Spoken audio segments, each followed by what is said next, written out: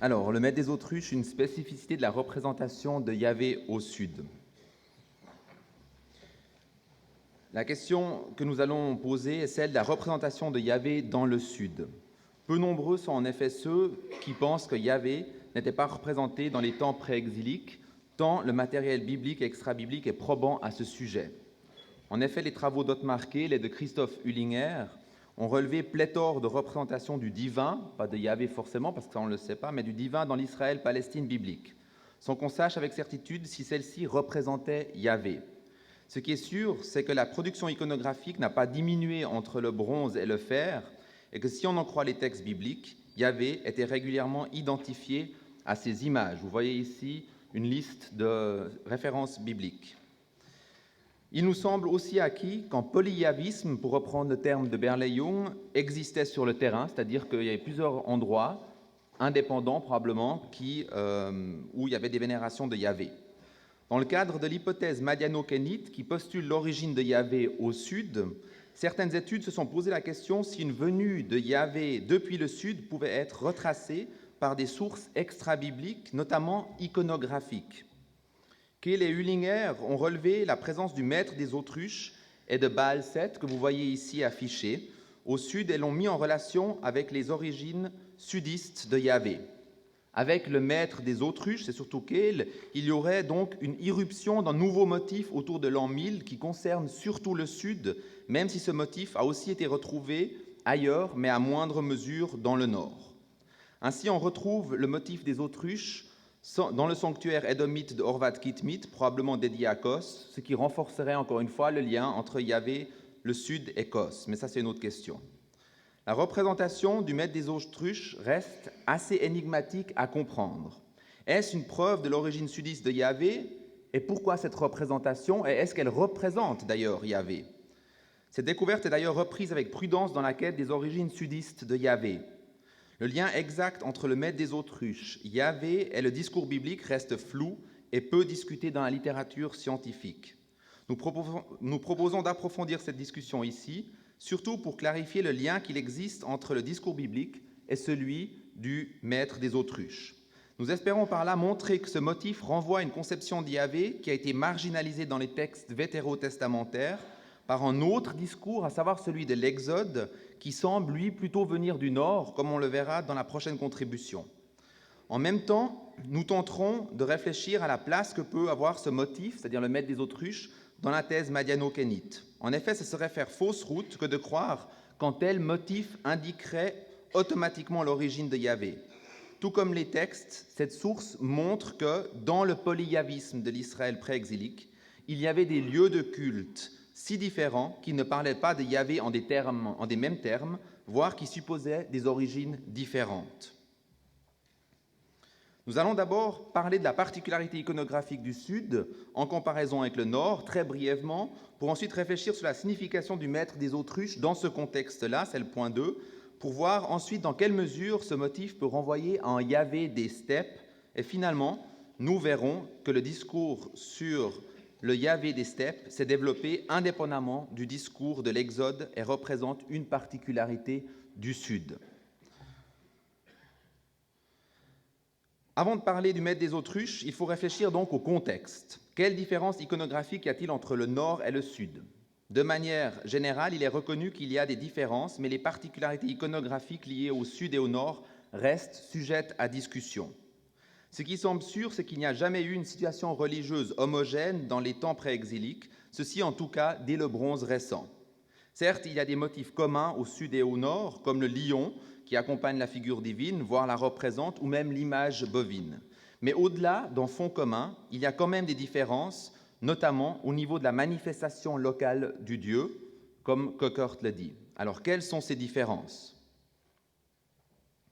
Le Sud est davantage caractérisé par des motifs comme les uréis à quatre ailes, les représentations anthropomorphes, souvent à tête de Seth, en combat ou non avec le serpent cornu, le scarabée poussant la boule solaire ou le maître des autruches. Je reprends ici les résultats de l'enquête de Kehl et Hüllinger. Le Nord se qualifie par d'autres motifs. Ainsi, au fer 2, les représentations du type du jeune dieu imberbe, ailé qui représente probablement Baal, ne se retrouvent qu'au Nord. De manière générale, l'influence syro-cananéenne semble plus grande au nord. Ainsi, par exemple, le taureau, qu'on trouve dans le sud, accompagne souvent les représentations des dieux de type Baal-Hadad et semble donc d'origine et d'inspiration syrienne. Le matériel biblique semble donc confirmer cette différence. Vous le voyez en dessous du tableau. La polémique contre le taureau est véhémente au nord, surtout en Roi 12, mais aussi dans les textes de Osée, et manque au sud. Le serpent cornu, symbole de tous les dangers contre lesquels le Baal-Seth sudiste se bat, ou les uréis se retrouvent dans le sud sous forme du serpent d'airain qu'on trouve dans Nombre 21 ou dans 2 Rois 18.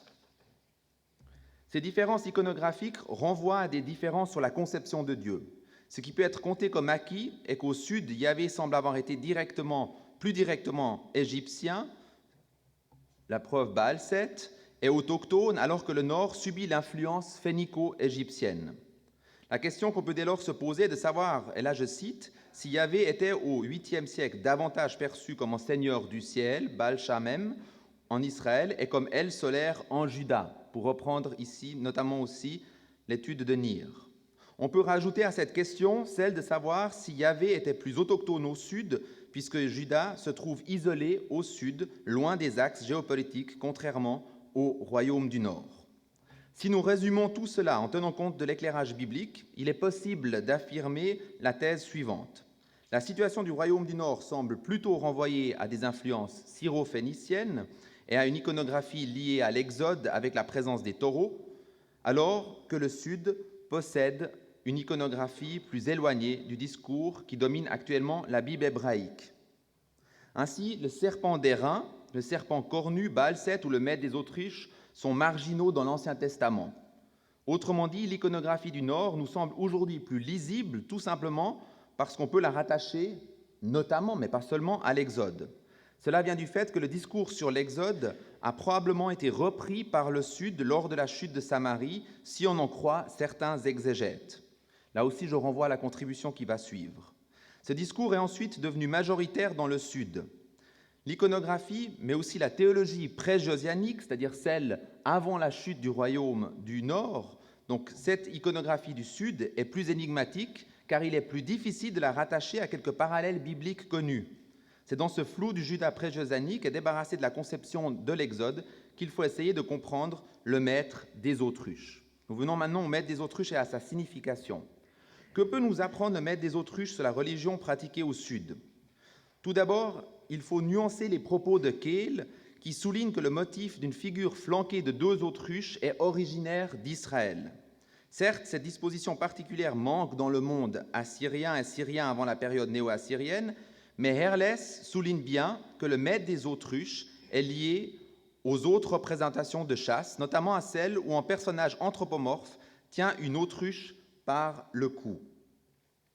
Or, cette constellation se trouve partout dans le Proche-Orient ancien, surtout dès le premier millénaire avant Jésus-Christ, d'Assyrie au royaume néo-hittite, en passant par Ougarit, l'Arabie du Sud et l'Iran. Je mélange ici les époques et aussi les lieux, juste pour vous montrer à quel point cette iconographie est dispersée. Les autruches peuvent apparaître en lien avec le numineux, notamment en Arabie du Sud, mais pas seulement. On a trouvé des exemples au Yémen. Cette association avec le divin est d'ailleurs confortée par le fait que les sources écrites du deuxième millénaire désigne le chasseur de l'autruche comme roi, c'est-à-dire que le roi est souvent celui qui chasse l'autruche, et le roi étant lui-même la représentation du dieu dans le Proche-Orient ancien, on voit que le glissement peut être vite fait. Pour notre sujet, il faut noter que le maître des autruches remplace en Palestine, autour de l'an 1000, le motif du maître des crocodiles et s'inscrit par là dans la tradition d'une domination des bêtes sauvages et des bêtes du désert par une figure divine anthropomorphe, pour reprendre Kehl et Hüllinger. Autrement dit, ce type d'image souligne la force des divinités qui gardent le dessus sur la menace sauvage, comme c'est le cas pour la déesse nue qu'on retrouve au bronze moyen que vous avez devant vous en Palestine et qui est entourée de capridés, de vautours, de lions, mais pas seulement, aussi de végétaux. Cette constellation iconographique correspond à l'épithète maîtresse de la steppe qu'on utilise dans les textes, par laquelle est désignée dans les textes akkadiens du bronze moyen la déesse Ashratum, précurseur de Hatirat Asherah. La steppe désigne la force du dieu qui maîtrise le domaine non civilisé en bordure des habitations. C'est dans cet ensemble du maître de la steppe qu'il faut comprendre le maître des autruches. Dans le contexte de Juda, il faut se rappeler que dans le sud et en Arabie, l'autruche est souvent, mais pas seulement en Arabie, est souvent l'animal du désert et de la steppe. Ce motif renvoie l'observateur au danger en lisière des terres cultivées. Mais il ne faut pas s'arrêter à ce constat-là. Cette constellation fait en même temps penser à la rhétorique guerrière qui décrit l'incursion des êtres surnaturels, des démons ou dieux, qui viennent justement des zones limitrophes, souvent décrites comme des steppes. En effet, les démons vivent dans ce domaine dans le Proche-Orient ancien. Et puis là, je cite un contributeur du colloque de l'année passée qui disait, en parlant des démons, « Just like foreigners, demons live in the mountains to the east and steppes to the west ». Ces démons vivent donc à l'extérieur, pour reprendre cette citation, mais tout de même dans des domaines proches, comme pour souligner leur force imminente. C'est le cas pour l'Amashtu, dont la venue de l'extérieur est décrite comme une irruption violente. Ici, vous avez le texte traduit par le même contributeur, qui est Hessel. « Her abode is in the marshes, her lair is the grass. She came up from the marshes and is wildly raging. » La venue du maître et de la maîtresse de la steppe est souvent identique à des menaces guerrières, comme l'a montré Hessel. Ainsi, l'Amashtu est dite par exemple amorite dans un contexte dans lequel les Amorites posent justement problème au roi babylonien, mais dans d'autres contextes, elle devient sutéenne, élamite ou mésopotamienne. À notre avis, il faut comprendre le maître des autruches comme une sorte de démon qui vient justement de l'extérieur faire une incursion. Mais attention, cette rhétorique souligne l'incursion guerrière de la figure et non son origine. Ce n'est pas parce qu'il vient d'un endroit qu'automatiquement il est originaire ou elle est originaire de cet endroit. En effet, la représentation met en scène le champ iconographique et symbolique des steppes sauvages et n'indique en rien automatiquement ni l'origine ni le sud. D'ailleurs, la preuve en est que les démons changent d'origine d'après les zones géographiques qui menacent le milieu producteur des textes. Nous pensons donc que le maître des autruches est à insérer et à comprendre dans cette rhétorique bien plus vaste. Les comparaisons avancées montrent donc, en conclusion, de ce point que le maître des autruches fait d'abord référence à une rhétorique particulière du Proche-Orient ancien, plutôt qu'indiquer une origine géographique.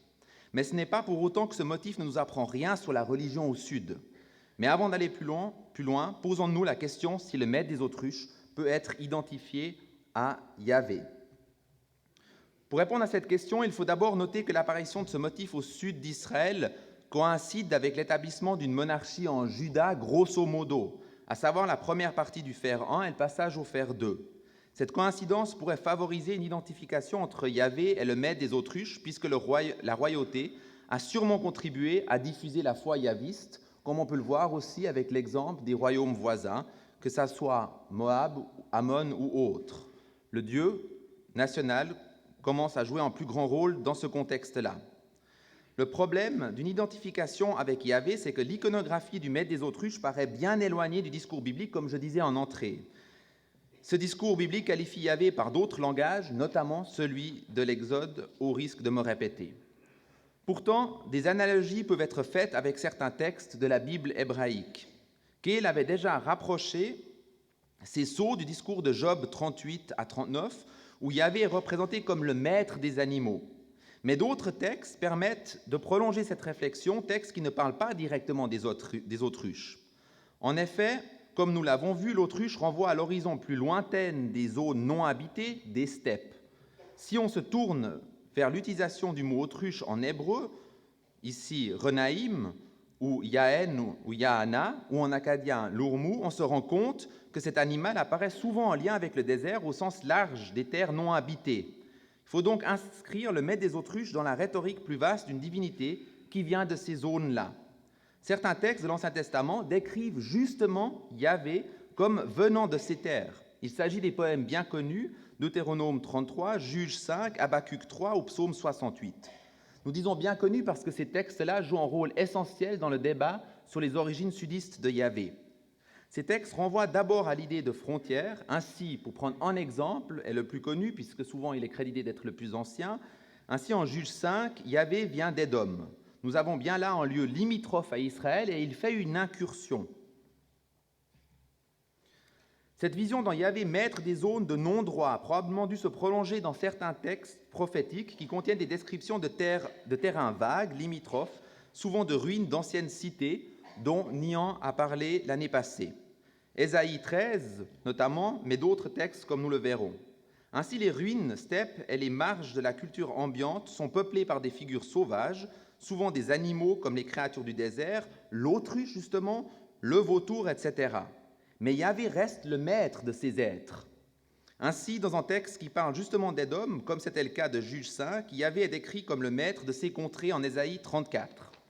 Je cite ici le texte que vous trouvez au 3e point. C'est lui, Yahvé, qui a procédé au tirage des parts pour eux, et c'est de sa main, ici pour eux, c'est les animaux, les habitants de ces ruines, et c'est de sa main qu'il leur a partagé le pays au cordeau. Yahvé s'apparente à cette zone et la domine, mais il s'agit probablement de textes plus tardifs. Ces textes sont, par contre, vraisemblablement des réminiscences dans Yahvé, maître des zones limitrophes. Il semble donc bien qu'il y ait dans la Bible une mémoire dans Yahvé des steppes, à l'image du maître des autruches. Le fait que ces sceaux paraissent en même temps que le yavisme, comme nous l'avons dit plus haut, et le fait que ce discours se trouve aussi dans la Bible, même marginalement, augmente fortement les possibilités d'une identification de ces sceaux et de Yahvé, sans qu'on puisse dire avec certitude si nous avons là bien Yahvé. Si cela est vrai, que nous apprend alors ce discours sur la religiosité dans le Sud ? Comme nous l'avons déjà dit, le lieu d'où le dieu ou le démon vient pour faire son incursion indique peu ou rien sur l'origine du dieu. Ce langage nous renseigne par contre sur le yavisme dans le Sud au XIe, 8e siècle, puisque, dans le cas présent, il faut être conscient que c'est dans cette zone-là qu'apparaissent ces sceaux. Donc si le motif n'indique pas le Sud, le lieu de découverte des sceaux le fait, puisqu'il y a une plus forte concentration de ce motif au Sud, comme je viens de le dire. Autrement dit, la question n'est plus celle des origines, mais celle du discours qui était tenu sur Yahvé, là où les sceaux ont été trouvés précisément, à savoir, pas seulement, mais notamment dans le Sud.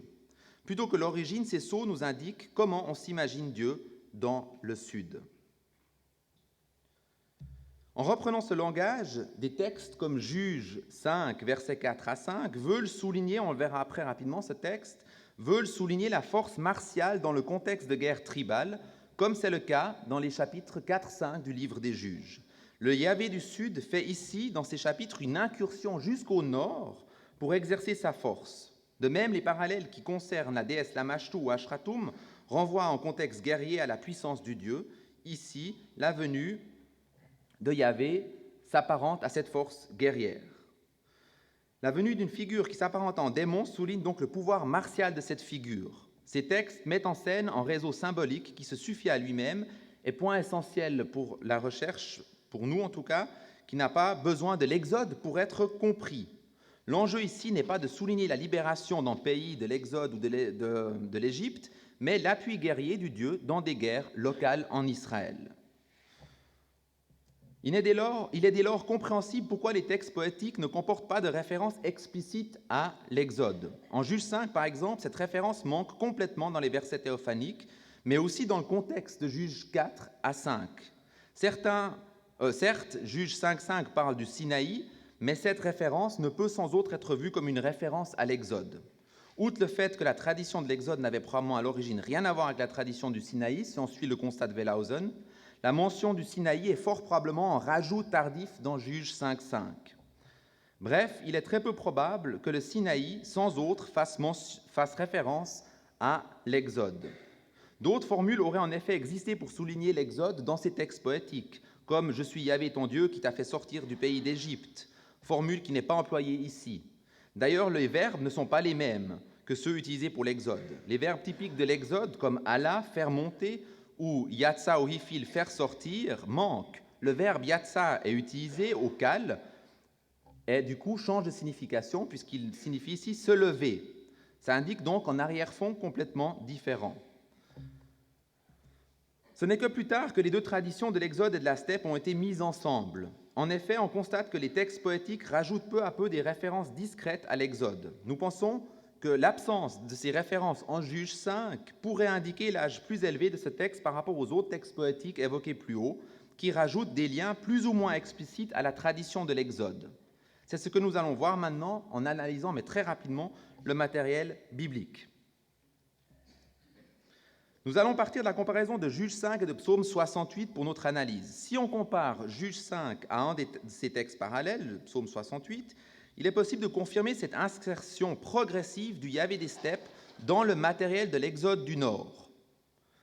En effet, la comparaison permet de voir que les rédacteurs ont entrepris une réinterprétation discrète mais progressive du Yahvé des steppes en Yahvé de l'Exode. Le psaume 68 restitue ainsi Juge 5 au milieu du désert de l'Exode. Ce psaume est une reformulation plus tardive de Juge 5.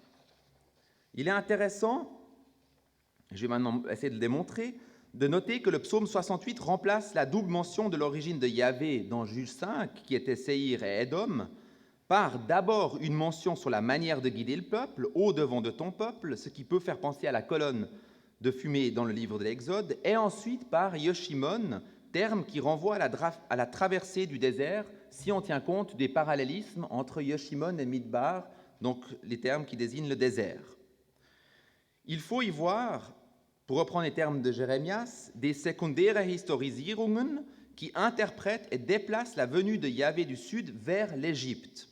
Cette mise en relation avec l'Exode semble avoir été stimulée par l'importance qu'a pris Jérusalem, ce qui est encore visible au verset 18 du psaume 68, qui relocalise tout le Sinaï dans le sanctuaire, terme qui est utilisé notamment pour Jérusalem, le Ha-Kodesh.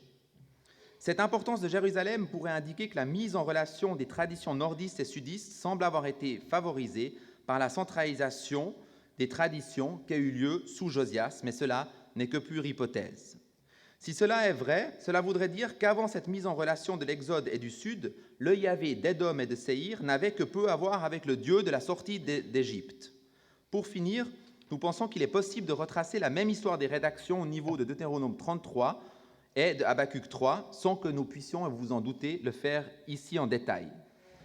Qu'il nous suffise de noter que dans tous ces textes, les versets théophaniques s'accordent mal avec leur contexte, ce qui témoigne que cette tradition des steppes est venue postérieurement se combiner à d'autres traditions. Cela est confirmé par le nom des lieux qui sont mentionnés dans Deutéronome 33, Juge 5, Psaume 68 et Habacuc 3, puisque quand on compare ces lieux, il est possible de répartir ces lieux en deux grands groupes. D'une part, ceux qui pointent vers la tradition de l'Exode, et d'autre part, ceux qui indiquent le Negev.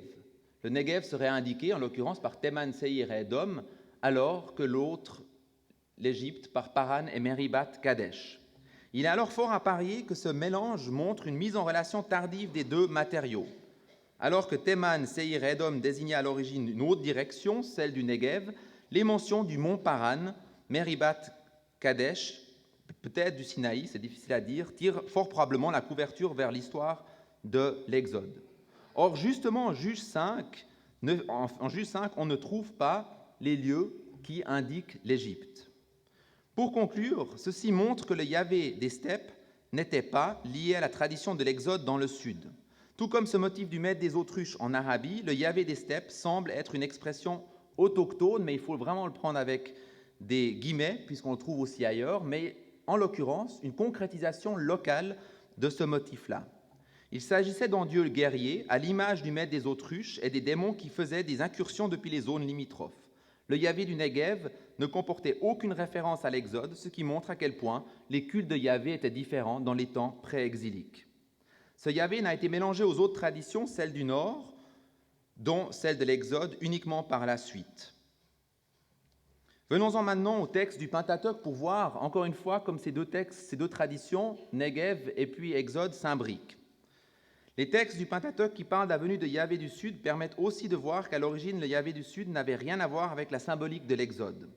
En effet, ces textes sont le pendant inverse des textes poétiques. Autant la référence à l'Exode était discrète dans ces derniers, autant la référence à un Yahvé d'Édom, de Séhir ou de Théman, c'est-à-dire un Yahvé des steppes, que nous avons nommé des steppes, est discrète, voire absente dans les théophanies du Pentateuque. Nous pensons que l'histoire de l'Exode existait au départ sans lien à la révélation de Yahvé au sud, vous l'avez compris. Il faut tout d'abord noter qu'aucune théophanie liée au sud est bien ancrée dans le livre de l'Exode. Les théophanies du sud sont liées soit à Madian d'une part, soit au Sinaï d'autre part. Je laisse le Horeb de côté pour l'instant. Or, les deux lieux sont mal insérés dans le texte de l'Exode. Comme Wellhausen l'avait déjà noté, je l'ai dit avant, la péricope du Sinaï est une insertion dans Exode 17, nombre 10, puisqu'elle interrompt le contenu et la géographie continue de ces chapitres. Quant aux références à Madian, elles sont tout aussi mal imbriquées. C'est ce que nous allons voir maintenant. Si on se tourne vers les textes madianites positifs. Les textes madianites négatifs sont probablement plus tardifs. Si on se tourne vers les textes madianites positifs, on remarque rapidement que ces passages ont un emplacement très particulier. Si nous suivons le tableau de Dozeman, il est possible d'affirmer que le rédacteur a encadré les grandes théophanies du Pentateuque, c'est-à-dire Exode 3 et Exode 19 à nombre 9, ça vous le voyez au milieu, que cela a été encadré par des références positives aux Madianites, tout en tenant les Madianites à l'écart. Le rédacteur a placé des textes madianites à des endroits peu naturels, éclatant parfois la trame narrative. Ainsi, la référence à la montagne de Dieu est illogique puisque les Israélites l'atteignent en Exode 19, 1-2, alors qu'en Exode 18, déjà par avance, on dit qu'ils l'ont atteinte. Placer ces textes à cet endroit poursuit donc en but celui d'insérer les Madianites sans trop les insérer.